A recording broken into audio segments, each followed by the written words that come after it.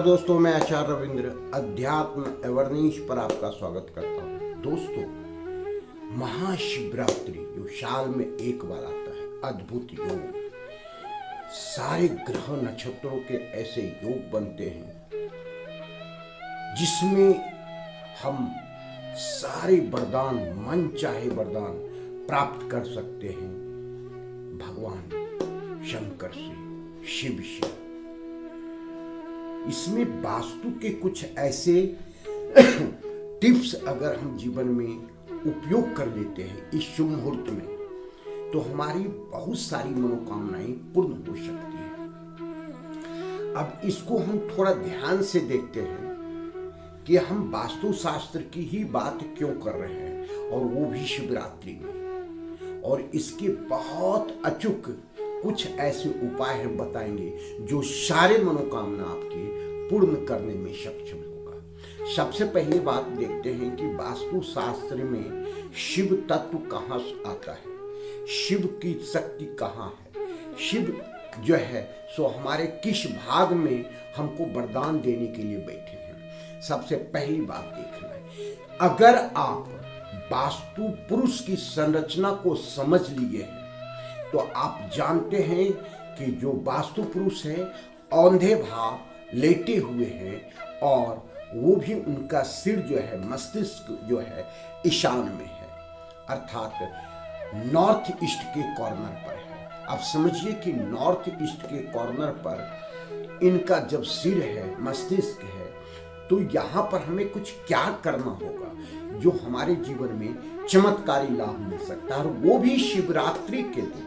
शिवरात्रि एक ऐसे अद्भुत महापर्व है, महायोग है, ब्रह्मांड में ऐसी शक्तियों का अवतार माना जाता है जो आपके जीवन में सब चीज पूर्ण करने में सक्षम है। जब वास्तु पुरुष व्याप हो रहे, पूरी पृथ्वी को आच्छादित करने लगे, अस्त व्यस्त करने लगे, तो फिर ब्रह्मा जी ने उन्हें औंधे भाव लेटा करके और ठीक मध्य में, जिसको हम ब्रह्म स्थान भी कहते हैं, स्वयं ब्रह्मा जी उस पर बैठ गए। फिर भी वो देवता, वो जो दानव रूप में है, वह बहुत ज्यादा कंपन शुरू कर दिए, और इसी कंपन को कम करने के लिए शिव भगवान उनके मस्तिष्क पर जाकर के बैठे, तब वो स्थिर हुआ।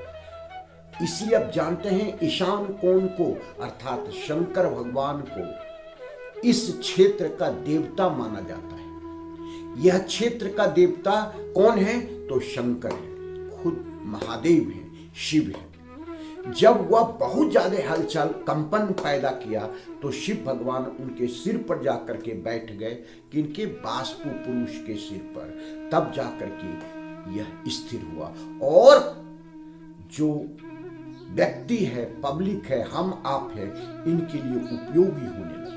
तो ये आप समझिए कि यह शिव का स्थान ईशान कोण में है।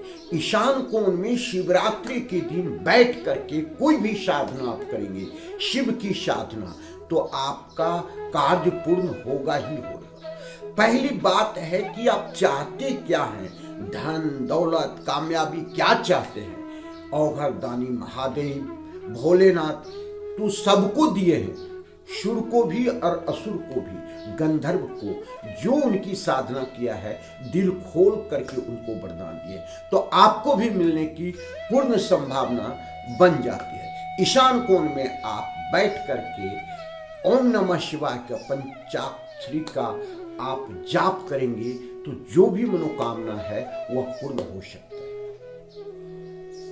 ये इसलिए हम बोल रहे हैं, और इस दिन बोल रहे हैं, शिवरात्रि के दिन, जो आपको अद्भुत चमत्कारी लाभ देगा।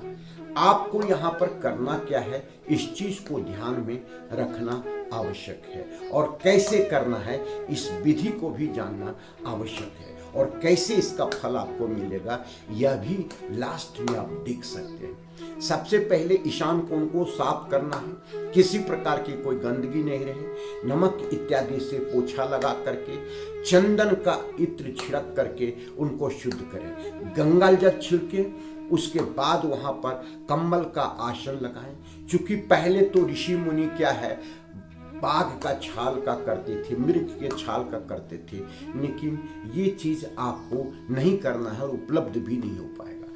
तो आपको या तो जो है सो कम्बल का, ऊनी वस्त्र का वहां पर आसन बिछा करके ध्यान रहे, ये आसन का रंग आपका नीला होना चाहिए।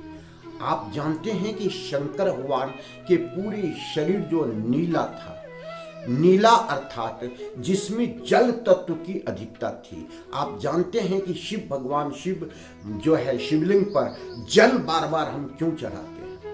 यही है क्योंकि ये जल तत्व जितना अधिक आपके पास होगा, आपके वरदान में उतनी अधिक शक्ति होगी। यहाँ पर अग्नि तत्व को नहीं लाना है। तो करना क्या है, जब आप ऊन का आसन बैठा करके कंबल का आसन पर बैठेंगे और कम से कम 108 बार जो ओम नमः शिवाय का पाठ 3 बार आपको करना है, सुबह, दोपहर और शाम को। और फिर उसके बाद रात में, ठीक शिवरात्रि के रात्रि में वहां पर अभिषेक करना है। कैसे करेंगे अभिषेक? यहाँ पर अभिषेक करने का है कि कोई भी एक शिवलिंग ले और उसे जो है सो चांदी के बर्तन में रख करके या स्टील के बर्तन में भी रख करके वहाँ पर अभिषेक करें। कुछ नहीं करें, किसी पंडित की जरूरत नहीं है। ओम नमः शिवाय, ओम नमः शिवाय करके और जल अर्पित करें, दूध के साथ अर्पित करें, बेलपत्र अर्पित करें, वहाँ पर दूध, धतूरा इत्यादि, आकवन का फूल इत्यादि चढ़ाएं। वे फिर देखें कि क्या आपके जीवन में चमत्कार होता है। धूप, दीप, नैवेद्य सब चीज चढ़ाएं। तो फिर उसके बाद सब जल को हटा करके भगवान को बढ़िया से एकदम साफ सुथरा नए वस्त्र से पोंछ करके फिर चंदन तिलक लगाकर इत्यादि छिलक करके उनको आसन लगा करके और शिव को साधना आप करें। तो ये जब पूरा हो जाएगा और बिल्कुल शांति भाव से कम 1 से 1.25 घंटा ओम नमः शिवाय जो अनंत रूप में है, गिनती अब नहीं करना है, यह अनंत स्वरूप है, काउंटलेस है, आप काउंटिंग नहीं करना है। और अर्पित करें संकल्प लेकर के, हे भोलेनाथ मैं आपका ही सेवक हूँ, आपका ही अंश हूँ, क्योंकि कण कण में भगवान है, आप भी हमारे अंदर हैं। मेरी एक मनोकामना को लेंगे, यह मनोकामना पूर्ण करें प्रभु। मैं आपका सेवक हूँ, आपका भक्त हूँ, आपका संतान हूँ, आपका रूप हूँ, आपका अंश हूँ। ये आपसे ही प्रार्थना कर रहे हैं। आप मेरे परम पिता परमेश्वर हैं। मैं आपसे प्रार्थना कर रहे हैं और हमारी इच्छा को पूर्ण करें। तो ये शिवरात्रि के दिन ईशान कोण में जहाँ शिव तत्व वर्तमान है, जहाँ पर जो वास्तु पुरुष का सिर है वहाँ पर शिव को प्रसन्न कर लेते हैं, तो वास्तु पुरुष भी आप पर प्रसन्न हो जाते हैं और आपकी सारी मनोकामनाएं पूर्ण करते हैं। ओम शिवाय नमस्तुभ्यम, यह मंत्र भी आप लास्ट में बोले कम से कम 108 बार, तो प्रभु आपकी इच्छा, शिव आपकी इच्छा पूर्ण करेंगे ही करेंगे। धन्यवाद। फिर मिलते हैं अगले वीडियो।